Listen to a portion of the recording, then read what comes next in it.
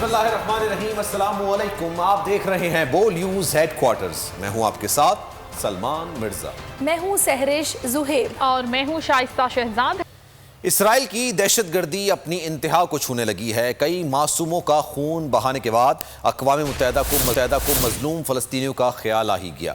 فلسطین کی صورتحال پر بحث کے لیے اقوام متحدہ کی جنرل اسمبلی کا اجلاس 20 مئی کو طلب کر لیا گیا۔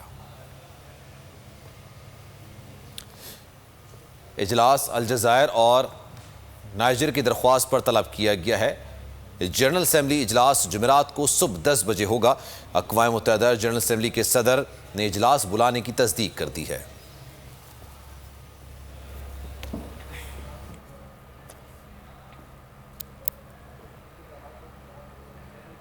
فلسطین پر اسرائیل کے بدترین مظالم کے خلاف پاکستان کے منتخب نمائندے ایک ہو گئے۔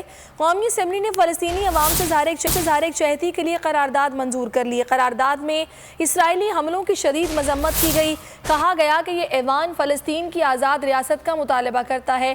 نہتے فلسطینیوں پر بڑھتی ہوئی اسرائیلی بربریت پر ایوان کو گہری تشویش ہے۔ فلسطینیوں کی نسل کشی رکوائی جائے، اسرائیلی مظالم پر جنگی جرائم کے تحت مقدمات چلائے جائیں۔ قرارداد میں مطالبہ کیا گیا کہ اسرائیلی جارحیت رکوانے کے لیے اقوام متحدہ کی سلامتی کونسل فوری اقدامات کرے۔ اسرائیل کے جنگی جرائم ناقابل قبول، فلسطین کے حق میں پاکستان سے بڑی آواز اٹھ گئی۔ مظلوم فلسطینیوں سے اظہار یکجہتی کے لیے قومی اسمبلی میں متفقہ قرارداد منظور۔ وزیر خارجہ شاہ محمود قریشی نے ایوان میں فلسطینی عوام سے اظہار یکجہتی کے لیے قرارداد پیش کی۔ قرارداد میں کہا گیا کہ یہ ایوان فلسطینیوں کے لیے آزاد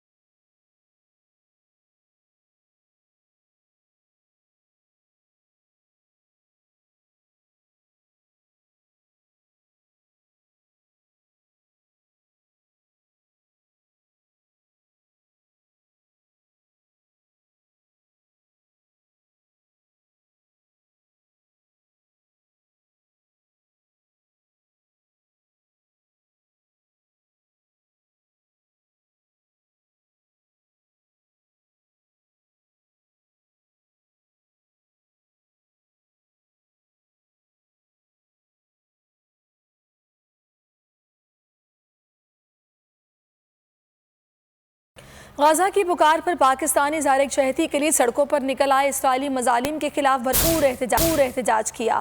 لاہور میں مظاہرین کی اسرائیل کے خلاف ریلی، کراچی میں صحافی سراپا احتجاج بن گئے۔ بلوچستان کی صوبائی حکومت کی اپیل پر فلسطینیوں سے یکجہتی کے اظہار کے لیے آج خصوصی دن منایا جا رہا ہے۔ خوزدار میں ریلی بھی نکالی گئی۔ گجرانوالہ اور سرگودا سمیت ملک کے دیگر شہروں میں بھی مظلوم فلسطینیوں سے اظہار یکجہتی کے لیے مظاہرے ہوئے۔ حیدرآباد میں وکلاء نے احتجاجاً عدالتی کارروائی کا بائیکاٹ کیا۔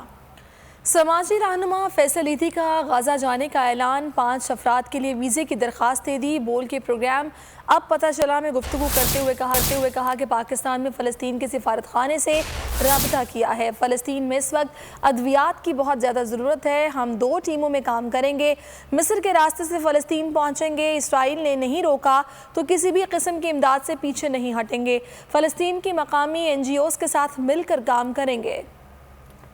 ہماری جو ایمبیسی ہے پاکستان میں فلسطین کی، ان سے ہماری بات ہوئی تو وہ بہت ہی جو ہے انہوں نے ہمیں ویلکم کیا ہے، اور ان کا جو نائب سفیر ہے وہ خود ہمارے ساتھ، وہ بھی غزہ سے تعلق رکھتے ہیں تو وہ بھی ہمارے ساتھ چلیں گے، اور ہم جو ہے وہ ہمارا جو ٹارگٹ ہے، ارادہ ہے، وہ یہ ہے کہ وہاں پہ اس وقت بہت زیادہ شدید ضرورت ہے میڈیسن، لائف سیونگ میڈیسنز کی، تو وہ ہماری 2 ٹیمیں ہوں گی، ایک مصر میں کام کرے گی اور ایک جو ہے وہ یہاں پہ، تو ان کو سپلائیز جو ہے نا وہ ایمرجنسی میڈیسنز کی ہم کریں گے تاکہ جو زخمی اسپتالوں میں ہیں ان کی جانیں بچائی جا سکیں۔ یہ جو سچویشن ہے میں سمجھتا ہوں کہ یہ بہت ہی الارمنگ ہے، خطرناک ہے، اور وار جو ہے وہ چل رہی ہے وہاں پہ، فل سکیل وار ہی چل رہی ہے، اور اس میں جانوں کو خطرہ ہوتا ہے، لیکن جب یہاں پہ کراچی میں بھی لسانی فسادات چلتے تھے تو ہم نے کام کیا ہے یہاں پہ۔ ہم مصر کے راستے سے جو ہے وہ جائیں گے، اور ابھی مصر کا راستہ جو ہے وہ میرے خیال سے کھلا ہوا ہے، مصر نے کھولا ہوا ہے، اور اگر ہمیں روکا نہیں اسرائیلیوں نے تو ہم انشاءاللہ وہاں پہ پہنچ کے جو بھی امداد ہوگی، خاص کر جو ان کو چاہیے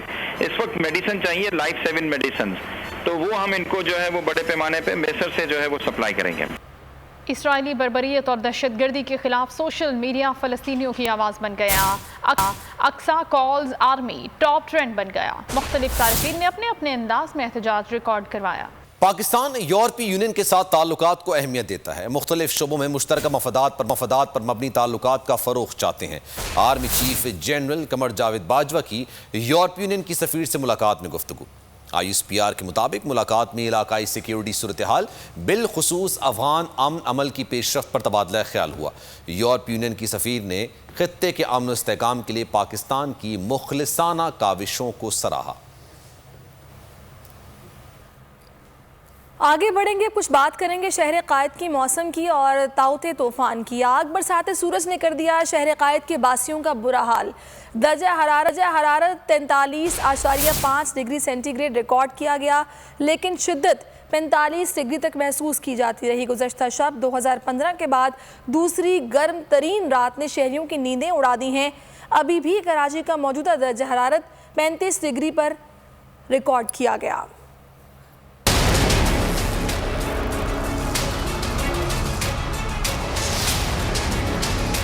دیکھتے کراچی کے باسی بے حال، سورج نے کر دیا سب کو ہلکان، شہر قائد پوری طرح سمندری طوفان کے زیر اثر۔